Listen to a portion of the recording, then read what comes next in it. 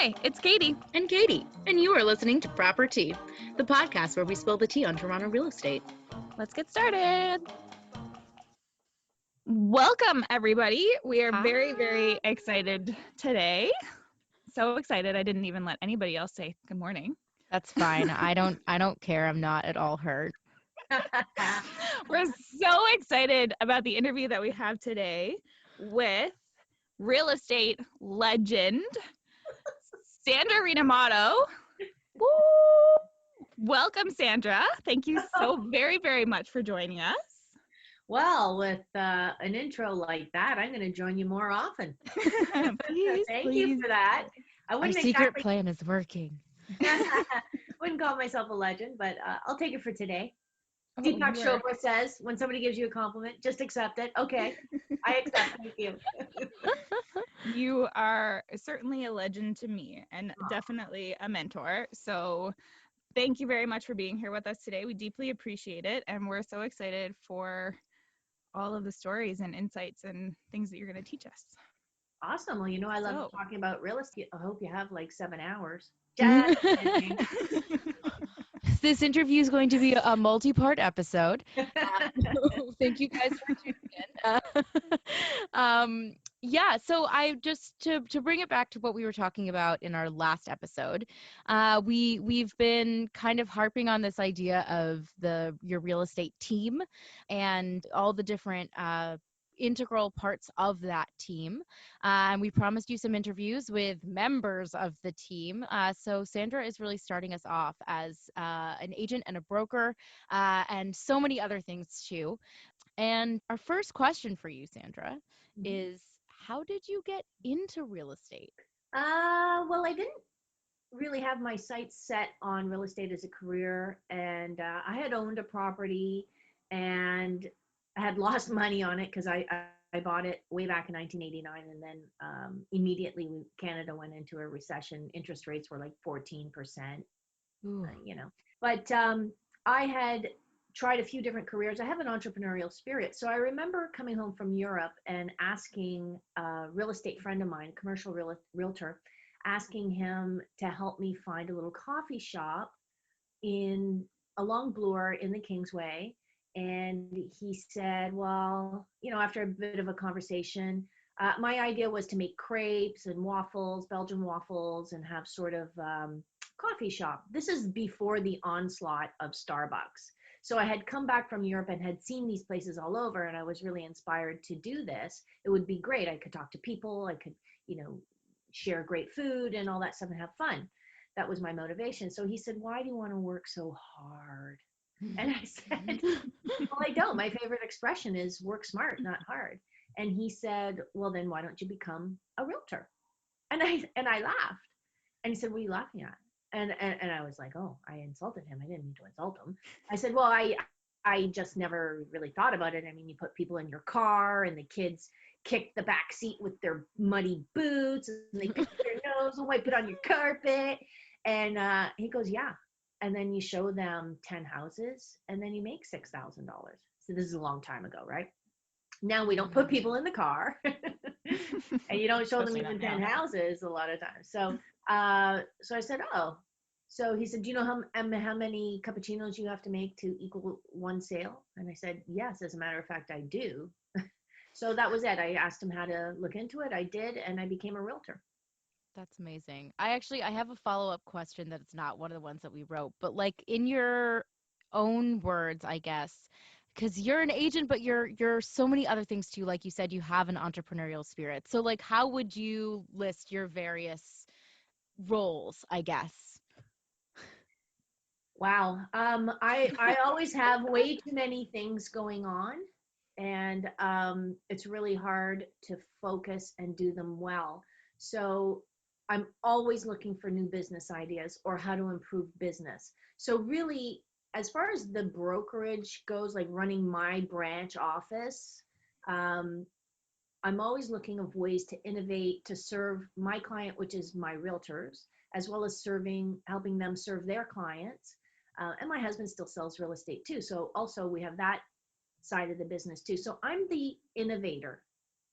I'm kind of like the person who thinks about the business and tries to implement things. How can we do this better? How can we serve more people? How can we serve them better? I love that term. Me too. Yeah. What a great title. So over the, the course of your time in real estate, you've been in this career in particular. You've been an agent, you've been a broker, you've been an owner and a manager of a brokerage. You've been an HGTV personality. You've been, I mean, a coach and a teacher and a mentor. And I mean, did I get it all? Yeah, I Did think forget so. legend. Oh, yeah, legend, an innovator, an innovator. Author, We just talked author, author. author. Yes. So you've kind of really touched every facet that you possibly can, which is amazing. Like what a exciting and fascinating life to lead. I love it. It's an example. Katie, I've been taking over. You go ahead. Yeah, I liked a lot what you were saying about how you see your clients as the realtors who work for you, and your job is kind of like as the owner of the brokerage or the brokerage manager, to kind of serve us and to help us serve our clients better. Mhm. So that was really one of our big questions. Like what do you do in that role? Well, what I try to do is I try to lead people because I know what it's like to be a busy realtor and you're working at your business and you're getting calls at 8 o'clock in the morning, 11 o'clock at night. You wake up in the morning, you think you have your day all planned out, you're going to catch up on all this stuff, and then boom, business starts to happen and you've got to drop everything and go, which is amazing. But quite often you don't get to think you don't get to work on your business. So I try to help by showing examples of things they could do in their business to help them streamline it, to help them, scale it by implementing systems. And but to learn a new system you need time, and to even be convinced that you need that system, you may not be open-minded to it, or you might just think, which everybody does, and I do it myself, oh, I'm too busy to learn that right now. That sounds great, but I'm too busy to learn that. So I just try to lead. I'm also there as a sounding board if they have ideas, or sometimes people are just going through a rough patch and I'm there to listen. And I hope that at the end of each conversation, they're a little bit more inspired. And sometimes it's just letting off steam for the realtor. And other times it's really like, I'm really desperate. I don't know what to do. And I can sort of see the forest for the trees, if you will, because as I'm an insider, but I'm outsider, I'm like arm's length. It's like, oh, I can see what's really going on. Can you see how this is really what's happening in your business and how we can now take steps to do this? And I like it when they can start to solve the problem themselves. So I just give them a leg up, you know, and offer a bunch of resources if required. You're definitely very resourceful, Oh, thank you. especially both in the business planning and in the panic. I don't know how to answer this question. SOS, please help me. Yeah. Department as well. I've made several of those calls to you. You've always been very helpful. My Well, favorite time was when I got off the phone with a really intimidating client, and I was just so scared to work with her. So I called you. It was like a Sunday afternoon, and I called you. You were like, yeah, stop by. Don't worry about it. Obviously, before the world of COVID, like stop by, have like some time to chat. We can have some tea or whatever. I was like, thank you, love you. and I think that goes a long way. And I think in some organizations that's not available. But I know that I certainly valued it, and when it was available, and when it wasn't available I certainly missed it. So I really believe that there's so much you can do as a broker owner or manager, branch owner, whatever you want to label me as, that can help your agents in ways that aren't important to them, or they don't think is important to them when they're looking for a new brokerage. If they're just freshly licensed and they're looking to sign up with someone, you can talk to your blue in the face, but until they've worked and they've seen that, boy, they could really benefit from that, then they go, oh yeah, wow, maybe I should have gone to that brokerage instead. So I think that it's almost intangible I think people think, oh no, I've got my license, I know everything now. I mean, sure, we all think that, right? But what happens is the first 5 years, such a huge learning curve, especially the first three. And if you're even busy, because you're doing deals, you're meeting people. The part of the business that is challenging, well, there's, I guess, a lot of parts, but every person that you work with is unique. So they're going to have unique characteristics, and you're going to have to learn how to be a people person in the sense of how to deal effectively with that person. The second thing you're going to deal with is every property is unique. So Mm-hmm. you're going to have to know a lot about that. So every situation, if you're representing a buyer, every seller is unique as well, and vice versa. And the agent on the other side, they're unique as well. And so quite often you put all those into the mixing pot and you come out with a tempest, and you have to learn how to manage all of these situations effectively. And the people element, that one is never going to be boring, because that one No. is always right, Katie. Like that Yeah. is always something's going to come out of left field, or you said something inadvertently or didn't say something, and you know feathers are ruffled or whatever. So there's a lot of aspects to this job that are not really addressed in the sort of checklist that you might have when you come out of getting your real estate license. Like, what do I need in a brokerage? That makes Very, sense. very correct. I Real didn't estate know. agents have to be like mavericks, essentially. Like you're doing so many different things. Like you have 18 hats that you have to put on at any given time. Yeah, Yeah. it's I really. wasn't expecting my background in psychology to come up so much in this career, but I am glad that I have it. Yeah, absolutely. I mean, I'm a sociologist. That's been handy, but also spent years and years in retail. And oh Yeah. boy, I tell you, every hour I spent standing on those high heels, breaking my feet and my back, has paid off, because I learned an awful lot about human behavior. Yeah. It's Humans my are, personal belief that every single human being should have to work in the service industry at some point, just for like empathy, just to so that you Agreed. can understand and like, not be that person who is a dick. Agreed. 100% agreed. yep. I totally agree as well. You learn a lot about people. So much. People are so wild. Okay, what's the big difference between an agent and a broker? So a broker is a higher level, a higher designation. So brokers are more highly trained, and there's a responsibility that goes along with the designation. And you must be a broker if you're going to run a branch or open your own brokerage. So it really is, a step up in education. Very succinctly put. So, how would you go about choosing a real estate agent or choosing your real estate team today? If I were a buyer or a seller.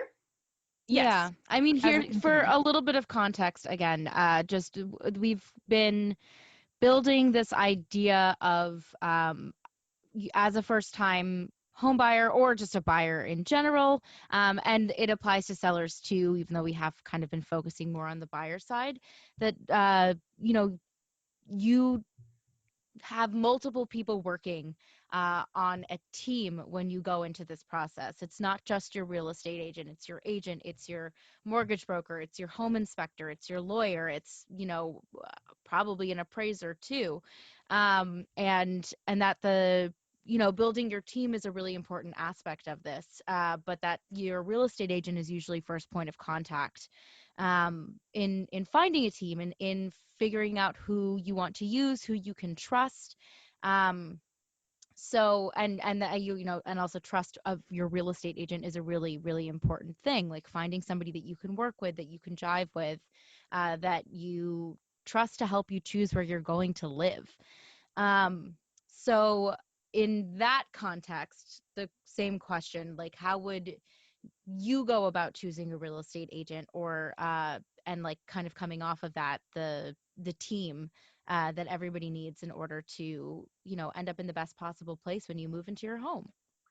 So it's, back in the old days, when I started, you would get a for sale sign on a lawn as an agent, and then people would come into your open house, and you could actually have a discussion with them and they could ask you questions and you would answer them. And then that way, the potential client would say, I really liked the way she answered my questions, or I really hated the way she totally dissed us or like ignored us and couldn't be bothered or gave us 3-word answers. I mean, this person really took the time to explain it in language we could understand and took the time to make sure that we did understand it.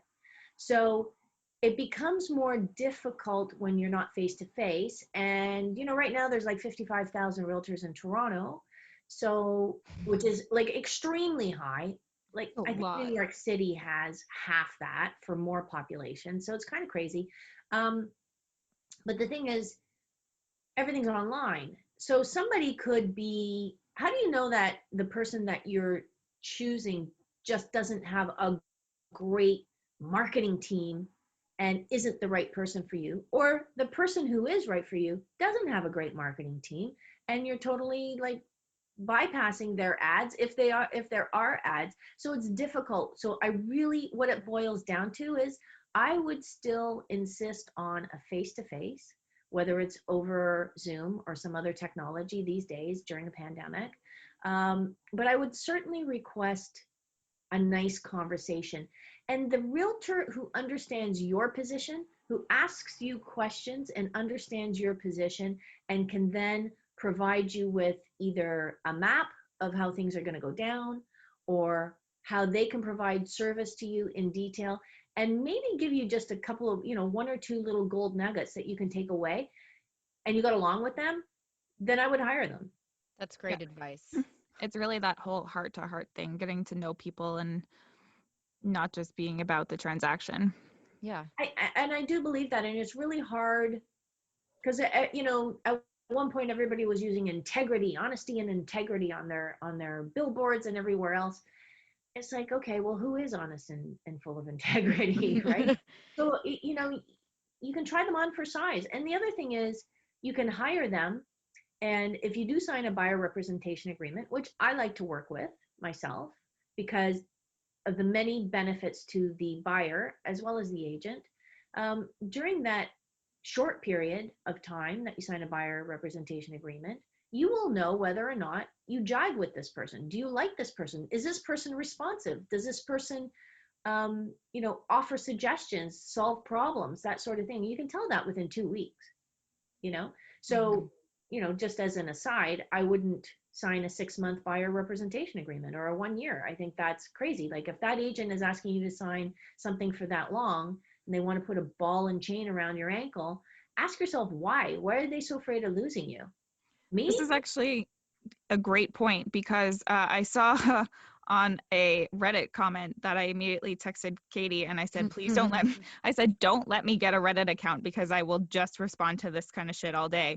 But it was somebody asking the Reddit community if they should sign a buyer representation agreement with somebody for 10 days. And everybody was like, no, that's super sketchy. Why would you do that? Why would you do that? And I, as a real estate agent, obviously understood why you would do that.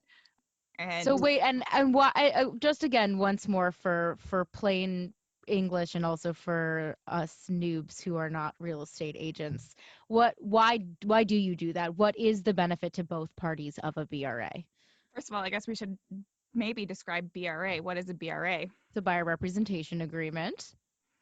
It is. And it's the contract that you will sign with your agent in the beginning that says that you are working with them and they are representing you and your best interest in the transaction. And it's a very short version.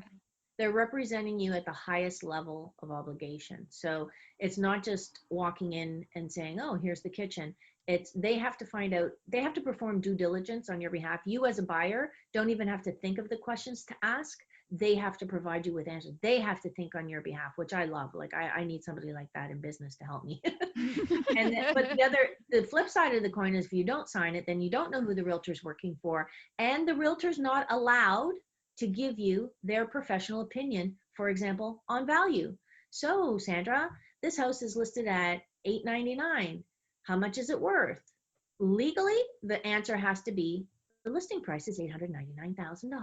Like, who wants that? You hire a realtor. First of all, as a buyer, it's free. Hello. And you're getting years potentially of experience and knowledge to help you decipher the data. See, everybody says, yeah, but I have all the sold prices now and I can figure it out. Can you?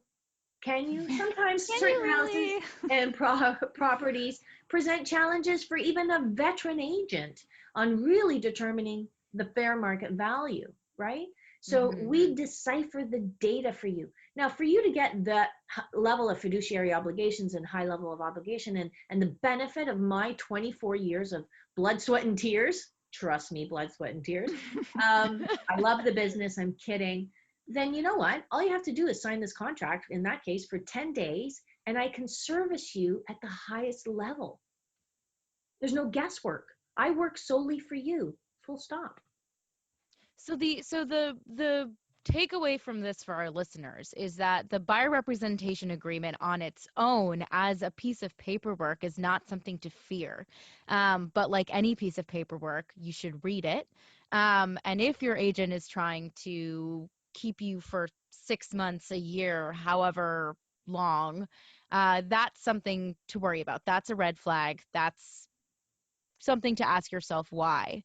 But 10 days or 2 weeks with an agent where you have a guarantee that they're doing their best for you and they have a guarantee that you're working with them is a win-win for both parties.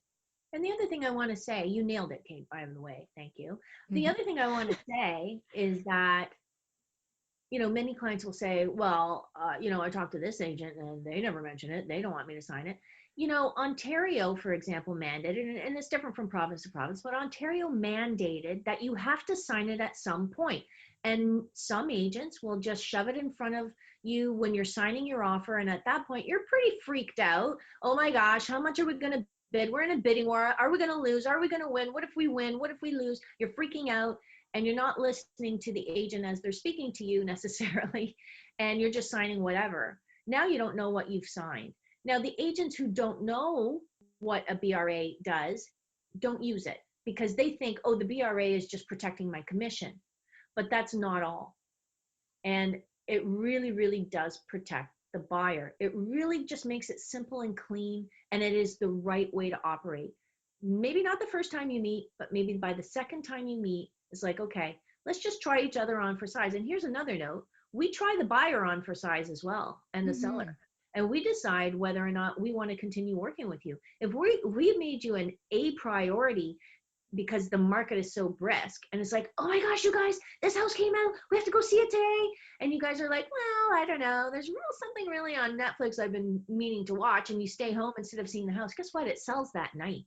Even if offers aren't until next Tuesday, it sells that night sometimes. So if I'm making you an A priority and you're not making your home purchase an A priority, well, there's a problem here. Why should I be more vested in your home purchase than you are? Absolutely. I think you'd want you guys, if you're planning to buy a home and you're not interested in seeing it, I think you might have to reevaluate some priorities. Priorities. Yeah.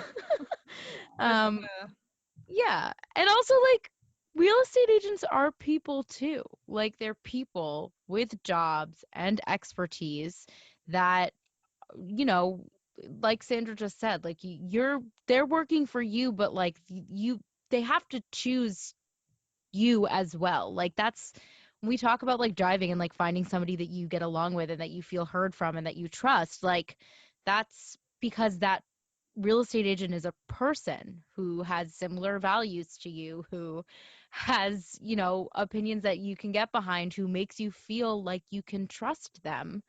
It's not just the business side of it, it's who they are, you Yeah, know? that like, no, and trust factor is a big thing, but it definitely goes both ways. I like Yeah. to say that it's, it has to be a mutually agreeable fit. Yep. Mm-hmm. Yep. Because unfortunately, you'll find a realtor who's either too busy or not interested or up at the cottage or whatever and is not responding. So that's why I say don't sign something for 6 months. I mean, you can sign something for a couple of weeks, even 30 days. It's not the end of the world. If you don't get along with that person, you do not sign a new one. And that's the other thing. You can sign it at any time. So why do you need a 6-month one? Why do you need to nail me down for a year? I think that's what's given the BRA a bad rap is that they have been, whether intentionally or unintentionally, utilized that way to lock you in. Well, I'm not into that. I wouldn't sign that. So I always think of that. If I were a buyer right now, would I sign this for a long period of time? No. But would I, once it's explained to me properly, which Katie and I have done, and there's more to it as well, once that's been done, would I sign it for a 2-week period? Yeah, absolutely. It's only 2 weeks. And if we don't get along and I don't like the way you work or you don't like the way I operate, we're gone, on your way. Bye-bye, no hard feelings. But at least I know I'm going to leave my family at the dinner table in February when it's dark at 4:30 and there's black ice and a snowstorm pending. And I'm going to go, need to find a flashlight somewhere in my messy trunk because the realtor lives out of their car and try to unlock the lockbox, which is frozen solid, and go through all this and then get attacked by a cat and then in the house and whatever. If I'm going to do this, if I'm going to do this for you, then I think I deserve to get paid. Yeah, that's pretty fair. Yeah, especially if I'm giving you, top-notch advice and I'm very responsive, which I know Katie and everyone in my branch operates that way because that's one of the requirements to work in my branch. You've got to be in it to win it. You've got to want to help the client. You've got to want to do the best job you can. You're constantly honing your craft. You're constantly learning new things. And everybody in our branch, Katie, would you agree? Everybody in our branch works from a position of heart. Oh, absolutely. It's definitely service first. It's all about the clients first. See, a bad realtor doesn't understand that they can seriously mess up someone's life by doing a bad job for them. And I don't mean a bad realtor. Sometimes just you're distracted and you're not paying attention or whatever. I shouldn't say a bad realtor. Somebody who does a bad job for someone can seriously mess up their lives, right? There's financial circumstances. There's also happiness. How many times have you worked with a buyer when they've said they wanted X, Y, Z, and then they're looking at JKL, and you're like, dude, like this does not serve your needs. Yeah, this does not compute. Yeah. There's been so many times that you walk into a property that's perfect, that's exactly what your clients described, and they can't see it, and they start looking off in a completely different direction, and you're just kind of like, hold on, where did you go and why? And ultimately, the decision is theirs, but our job, I think, is to let them come down from their high because it was beautiful staging or whatever it was, had that staircase, the glass railing that they've been loving or whatever, and baby grand and the thing, they don't play piano, they don't have a piano, whatever. And you kind of like bring these points back to them. Okay, are you sure this is the one because of this, this, and this?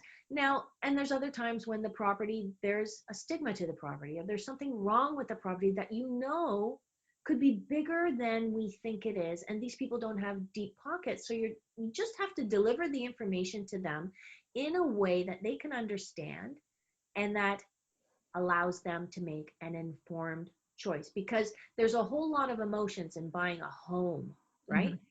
Buying an investment property, different. It's all numbers.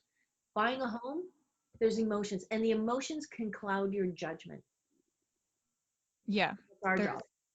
There's definitely an attachment factor piece that affects value. Yeah. On both sides, on both the buyer side and the seller side. So it's something to be very aware of. One time I was selling a house to a guy who was coming from a 10 out of 10 location. And it was a breakup. So he had to, he had limited funds. So he went to something that was a 7 out of 10. That's fine. That's what he could afford. But the particular house that he chose was only a 6 out of 10 because of a couple of things. It backed out on the hydro wires, okay, which some people believe is a health issue. Right in front of his house was a bus stop. Now, I used to live in an apartment when I was younger, and there was a bus stop, and at whatever time, 6 o'clock in the morning, the bus would go from a dead stop, and it would rumble all the windows, and it was loud and stinky. And so I mentioned these things to him, and I said, you can find another house in this neighborhood that doesn't have those two stigmas.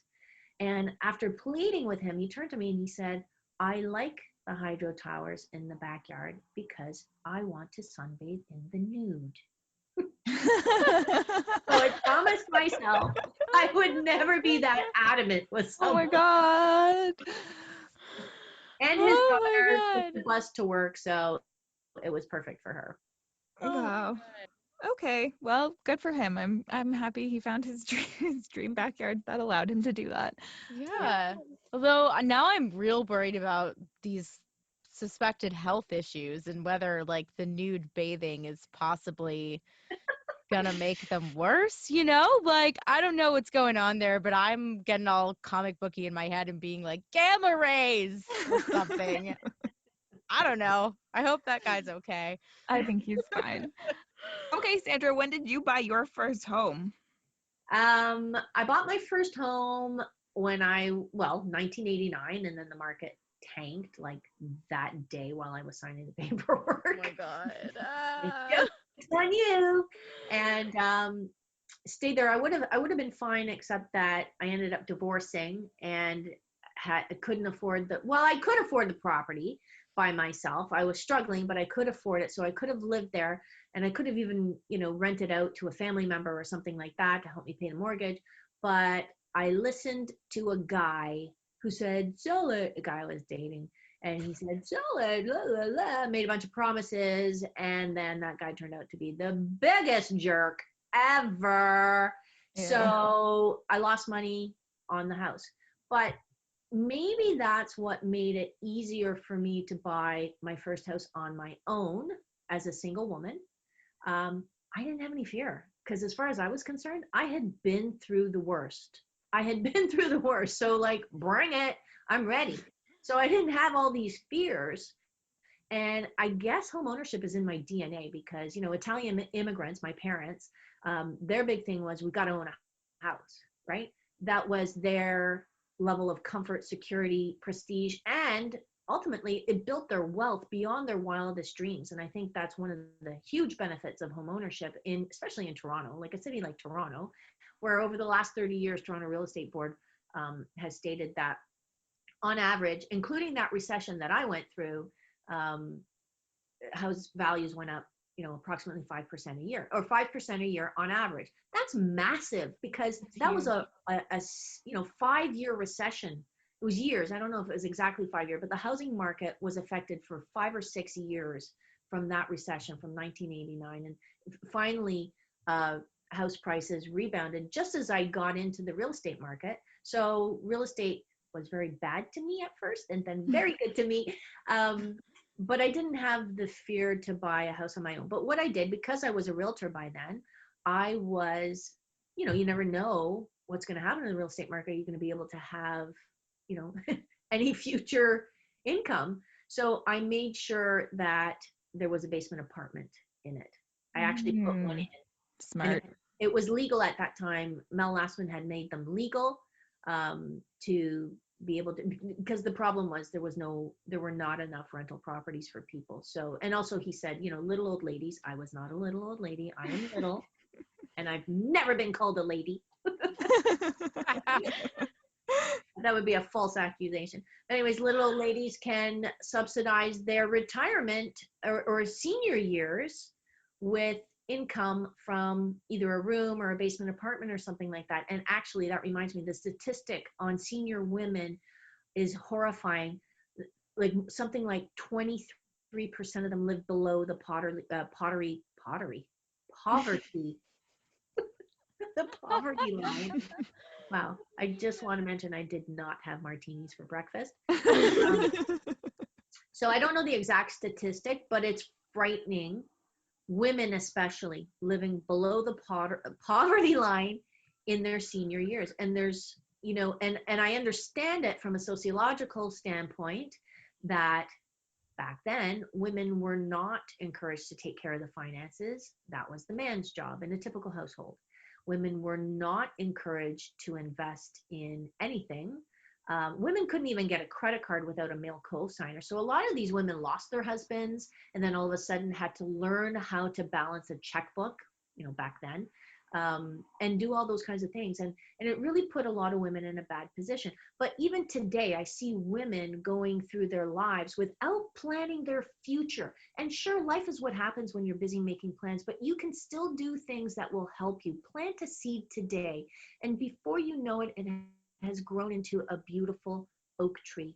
There's an old Chinese expression: when is the best time to plant a tree? And the answer is 20 years ago. But the second best time is today. So women have to start, and we're not getting married at 18. We're pursuing careers, or even if it's a job, or if it's a job so that I can travel, or whatever it is. We are actually living now, and we are breaking free from all of the traditional conditioning. Women don't do that. Women can't do that. I was told that women can't be pilots by a male pilot, of course. Women can't do that. They're too emotional. Like, we're bashing through those conditioned beliefs, those false beliefs every day. But one of the things that hasn't quite trickled down to some women, I was astonished when we were filming By Herself. Someone said to me when the camera stopped rolling, I would buy a condo on my own. This was not a participant in the show. It was someone else. Except I would buy a condo on my own, except I'm just worried that as soon as I buy it, I'm going to meet Mr. Right. And I was waiting for the rest of the paragraph. Yeah, and then I would, yeah. What? So what? And even Sex and the City, they did a whole episode when Miranda was buying a place on her own. So I was like flabbergasted, because I was like, my jaw was hanging open, I'm sure, because I was like, you are a young woman born and raised in Canada by Canadians, like no sort of like, I had that cultural background thing that messed me up for years, but you like, what are you, so what? So then I started delving into that. It really, really, tweaked my interest. It's like, what would be wrong with that? Well, some women feel that a man won't be interested in them if they have their shit together. Mm-hmm. So that's the kind of guy you want? The guy that wants you to be broken? That's who you want? Or the guy that you have to shrink yourself for because you can't outshine him? Is that really a good partner? Would you hire that person as a business partner to help you grow a business? No. So why would you have that in your love life?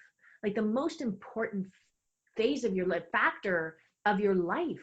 Why would you have to hold yourself back? Put yourself knowingly in a position where you will have to knowingly hold yourself back. Women are afraid to let our light shine. You know what I mean? Let your light shine, because that is the beacon for other women or young girls that you would never meet. And that's, I don't want to jump into it. If you have more questions, I'd be happy to answer them. But that's the whole thing behind Homeworthy. That's what started it. I saw women either never allowing themselves to start to, and okay, I'm jumping all over the place, but home ownership is the most easy way to future wealth. Like, if you bought a house in the last something like 6 years in Toronto, or a condo, it's doubled in value. Not your initial investment. So if you put $20,000 down, you don't have now 40,000. No, I'm talking about if you bought for 400,000, it is now worth $800,000. So all of that is your crazy equity, right? I can personally attest to that, because that is exactly what happened to me. I bought my house about 6 years ago for $420,000, and if I was going to put it on the market today, I would list it for $900. Yeah, that's insane. And so there you go.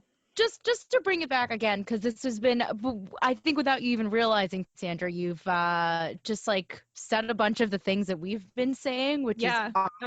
I was gonna say, it's pretty much a complete reiteration of one of our episodes, which is amazing. Yeah, I learned from the best, clearly. Yeah, but that, like, this is really important stuff. Like when we said in our mindset episode to like take the Advil, like the Advil that you take for your hangover when you're still drunk. I know that's a ridiculous metaphor, but when Sandra says plant the seed now, she's saying take the Advil, like do it now, and then take the fucking Advil, people, do it. Later you will thank you for this. And I actually do, I want to know more about Homeworthy. So just really quickly, I wanted to tell everyone that By Herself is a show that Sandra had on HGTV, where she, which was lovely. which was It's a great amazing. show. And the entire concept was that she was helping single women buy property, because which is still kind of like a crazy thing. Like, people are starting to do it more, but there's a lot of reasons, cultural, sociological, like, you name it, it has if it has an ism, it's probably a problem.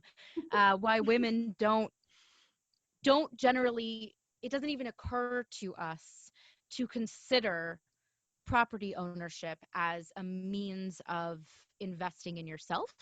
And Homeworthy, which is Sandra's newest project, is kind of building on that idea. So please tell us more, Sandra. So I want to empower women. I want to educate them, but not in go to the bank and get a mortgage or find a lender and get the best rates. It's not that. I want women to understand that we are the biggest obstacle to our success when it comes to home buying. So you may think you're absolutely ready. You've got your mortgage in place. You've done your research. And, some women are information seekers, right? So you've been doing this for years. I'll tell you a quick story. I was working with a couple of women. So I'm just going to say one woman. And she had saved up like a couple $100,000 after tax dollars. She was renting. She wasn't like living in her parents' basement. She was renting. She was independent.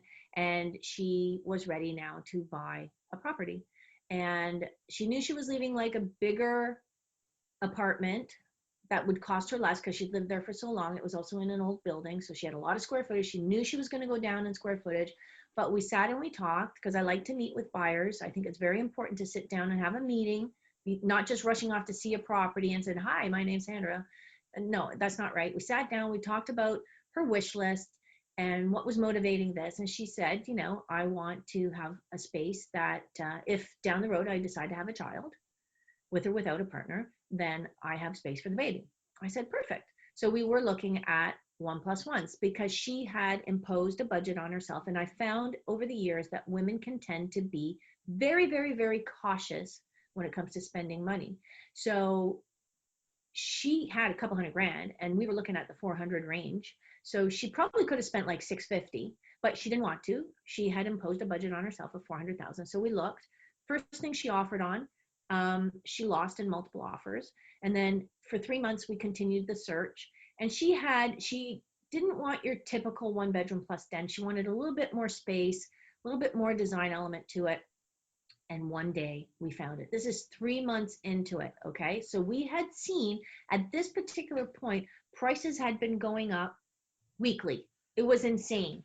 Prices were going up weekly and we couldn't keep up. So she eventually, increased her budget to 415 and then she increased it again to 425. Now, again, she probably could have gone higher, but these are the numbers she was comfortable with and she had seen the product, so she knew. So we found this thing that was an anomaly. Like you would not be able to find that again. And it was positioned for multiple offers. So I was really excited about it. Like when a realtor gets really excited about a place, it's nice. Cause like I've seen hundreds, perhaps thousands That is of so condos, true. right? So it had all these great things. And I looked at her and I said, you know what? I said, you have to throw your whole $425,000 budget. And if you have more money, it might take more. But I would say be prepared on offer night to offer 425. So off she went. I could see her. She started to spin out a little bit. I knew she loved it, but she was starting to spin out a little bit, right? She was like, what? 425? Blah, blah, blah. Now she told me she could spend that much if she found perfection. This was perfection. So now all of a sudden what she was dealing with was, wow, I told Sandra to pull a rabbit out of the hat and she pulled a rabbit out of the hat. Shit's getting real. I got to do something about this, right? So she started to get nervous. So she went back to her support group. And the support group that you choose, this is something I want to caution you, are people who are inexperienced, do not have the qualifications to advise you properly. So you might have a parent, for example, and the parent might be like, if it's daddy and you're the little girl, it's like, daddy's little girl's moving out. Well, she's already moved out. So daddy's little girl's going to spend all that cash that she worked so hard to save up. Maybe she's going to lose it. Or I don't believe in condos, or, why don't you wait until you're married? Whatever it is, I think what he said was, well, the Toronto Star said that, the real estate market's going to crash. Yeah. So she talked to this person. What happens is people go and they ask and ask and ask the question, what should I do? What should I do? First of all, it's nobody's goddamn business what you do. You do what's right for you. And that's the kind of coaching that a good realtor gives you. And the other thing was she kept asking until she got the answer she wanted, and that was no. So she came back to me and she said, well, I'm going to offer on this, but I'm only going to offer 415. And I remember these numbers. And she gave me, a bunch of excuses why. And I said, okay, well, ultimately the decision's yours. I have deciphered the data for you. I have given you proper information so that you can make an informed choice. And this is what you're coming back. You've seen the market yourself. Because sometimes people say, oh, the realtor's just telling you to bid more because they want to make more money on commission. That's ridiculous. I won't even get into it. I don't have time. But I knew, because I'm in my fingers on the pulse of the real estate market. I knew that's what she was going to have to pay for it, and then forget about it. Like, even if you overpay by, overpay in quotation marks, by 10 grand, guess what? 6 months from now, that 10 grand got absorbed, and it was much faster at that time. Just condos were on fire. They were going up, honestly, weekly by like 3, 4, 5 grand. So anyway, she says, I want to bid 415. So guess what? It sold for 421. If she had gone in with 425, it would have been hers. And that year, condos in that area went up 30%. Not a word of a lie. On average, 30%. She lost out on something like 130 grand, not including what she was paying in rent. That's gone. But her lost opportunity cost was 130,000 tax-free dollars. Because at the time of recording this, Canada still offers your principal residence when you sell it, your home, the one that you live in, when you sell it, it is tax-free. The equity, the profit that you made is tax-free. How beautiful is that? Come on, ladies, buy your own home. Those stories give me a bellyache. I know. I was like literally crushed, not because of the goddamn commission. I was literally crushed because I could see now that she would never allow herself to try again, because that was it. She wrote me like a huge email about all the reasons why she's not going to buy right now. And the market's going to crash. Market has not crashed since. And she could have doubled her money. That's how long ago it was. And she would have been, I don't know, well set up for the future, even if she sold it. Or even, see, the other thing with real estate is it gives you options. So I love it that it gives you options. You can rent it out. You can't afford it or you don't want to live there anymore. Rent it out, make money off of it, or sell it and get a different place, something you like better. Because your first step on the property ladder, if you buy wisely with, sage advice from an honest, true blue professional who has your best interest at heart, sure, it may not be your dream home, but you will probably enjoy living there for the most part for at least 5 years, and then sell it in Toronto over the last 5 years at a huge profit. Is that going to continue in the future? I don't know, but I believe in real estate. I truly believe, as I'm sitting here in Toronto, that real estate is the best investment in the world. And I have real estate in my portfolio.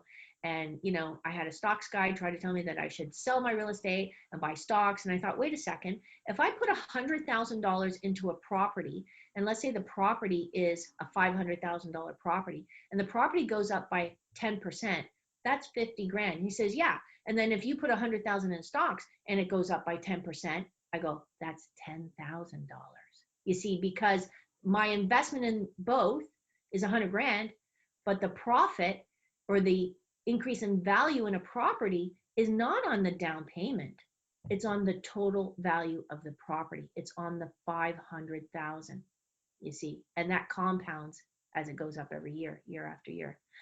I could go on for hours on this, you guys. So smart. It's okay, because what we just decided, brain to brain, I think Katie agrees with me, is that we're going to invite you back for another episode where we specifically talk about the property ladder. I mean, we were always going to invite you back, but like the property ladder specifically, I want to like have that conversation with you, because it's also something that Katie Bennett has brought up multiple times on the podcast. And it is, one of those things that I think the more we can kind of break it down and make it consumable, the easier it is for people to change their mindsets about, buying homes.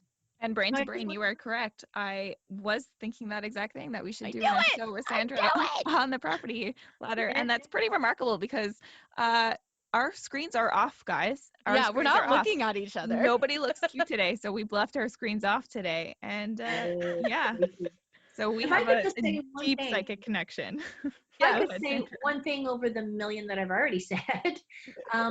So the whole premise behind Homeworthy was to educate women and help them, empower them to the point where they can buy their own home with confidence and change their destiny. I mean, that's the whole thing. As soon as you become a homeowner, women, you are changing your destiny. Me, I was destined to be a wife and mother. That's what my mother actually told me in grade 12. Back then we had grade 13. Go get a job as a secretary and marry your boss. That's what I believed I was worthy of. So it took a lot to shake that off, but we have these little isms, these false beliefs. And if you come from a background, a cultural background like I did, uh, there's a lot of things that you have accepted to be the truth that are not necessarily the truth. Like women can't do that. Nobody in our family's ever bought a property on their own. We don't do that. No, our people don't do that. You can't do that. You're just a woman. You're going to lose all your money. All those things, all those false beliefs, they get filtered down into your subconscious. We accept them, and it takes years and years or some help to shed. And in my book, I call it a cloak. You shed that cloak, and some of those tiny fibers from the cloak still stick to you, and they will grow. They will knit themselves back into a Blake, sweater, if not a cloak again. So you have to be really careful. And that's what, so with Homeworthy, I not only wrote the book, but I also offer an online masterclass with a variety of levels of support, including group coaching and one-on-one coaching with me. So this is a passion project for me. I don't have to do this, but I was so compelled by the women that I've worked with and my understanding, my own personal mindset work, that it has led into this.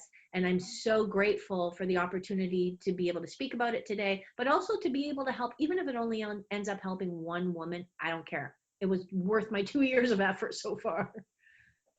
I love that. Me too. Makes me happy.